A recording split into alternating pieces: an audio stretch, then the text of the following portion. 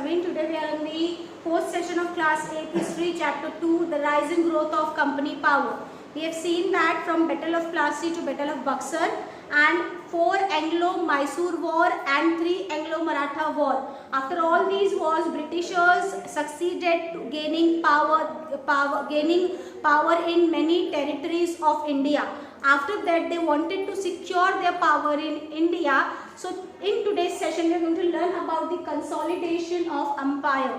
Now, and consolidation of English, you can say. So over here, Britishers are having a fear of France, Russia and Afghanistan that they can fight with the Britishers to capture power in India. That is why, to secure their power, Britishers have taken many steps, and as a result, there is a 2 Anglo-Afghan war fought between Afghanistan and Britishers between 1832 to 42 and 1878 to 80. In that war, Britishers succeeded to capture many territories of Afghan also, like they controlled Kabul, Quran passes, and they restricted other countries to came to India even for the purpose of trade.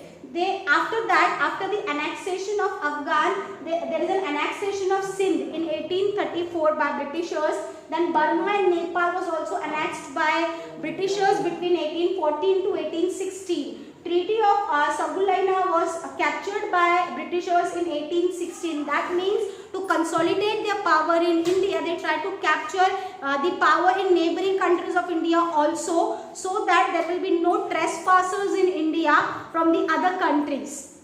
After that, there was an annexation of Punjab in 1849. There was 2 Anglo-Sikh war was fought between Maharaja Ranjit Singh with the England or with the company. That is between 1845 to 46 and 1848 to 49.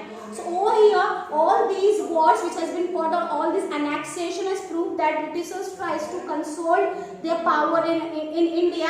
They try to secure their power in India. After that, there was an administrative system which is made by Britishers to annex different states in India, like subsidiary alliance system. Okay. In 1798, Governor General Lord Wellesley becomes the Governor General of India in 1798, and he introduced a system of subsidiary alliances, which means a state had to surrender its external control to company. All the states need to surrender their external control or internal control to company, so that company can take a good care of it and they can get the benefit of it. And the states which are not accepting that subsidiary alliance, they were forced, or attack will be there on those states to capture power on those states, so that different princely states are there who accepted this particular subsidiary alliance to have a little bit power in their own territory, to avoid the war with the English or to avoid the war with the England. So this subsidiary alliance system give many benefits to Britishers, like the Nizams, rulers of Mysore, Peshwas. They accepted this subsidiary alliance, and they have given their state to Britishers. They have given the control of their states to the Britishers. After that, one more policy was there, which is called as the doctrine of lapse. Under this policy was applied by the Governor General Lord Dalhousie. According to this policy, if any ruler in India died without any legitimate heir, then the control of the state or the power of the state directly goes to the English.